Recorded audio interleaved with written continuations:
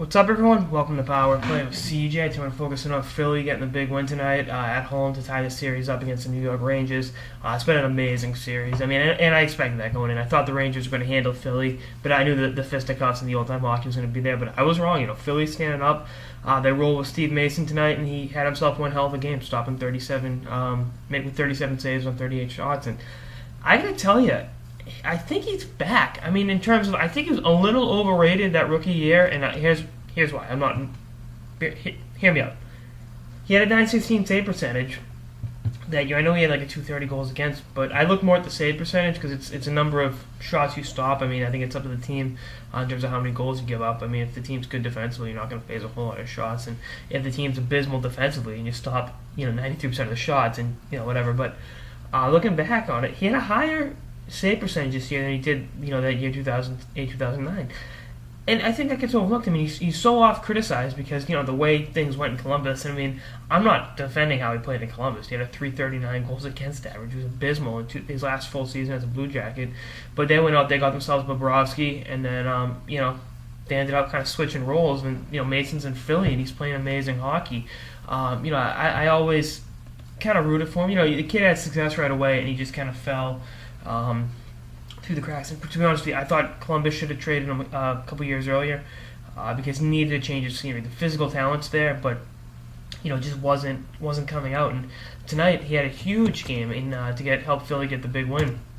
And I think you look at it like I am in terms of his previous playoff appearance against Detroit back in 2009 when Columbus got swept in the first ever playoff series.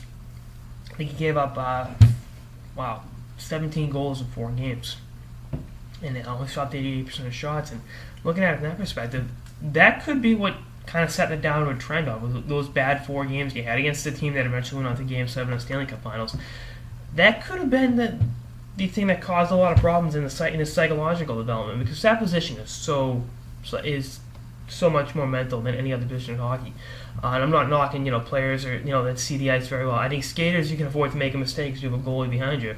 But if you're a goalie and you make a mistake, it's like out of position, or you're not thinking through a shot, or something's weighing on your mind. The only thing behind you is, to quote a wise man, nothing but net, and that's a tough position for a goalie to be in, and or someone, obviously you choose to be in that position if you're a goalie, literally and figuratively. But if you're not the strongest person psychologically, it's tough to bounce back from. And I mean, as a 21-year-old kid, Mason kind of, still a kid, and I mean he's come a long way. He's gone through a lot of struggles. He's playing on a Flyers team that needs him to come up big. And he got them to win tonight. They're right back in it. Game 5 at Madison Square Garden. He'll be going. He'll be opposing King Henrik, and we'll see what happens. But I'm happy for him because I just think there was so much criticism levied at him, and rightfully so. But I mean, the physical gifts are still there, and I think Philly made the right move trading for him, and I think he'll continue to reward them with stellar play going forward. Anyway, that's all I got in this episode of the Power Play with CJ on Steve Mason's stellar play and in Game 4. Stay tuned for episodes throughout the playoffs and beyond. Later, guys.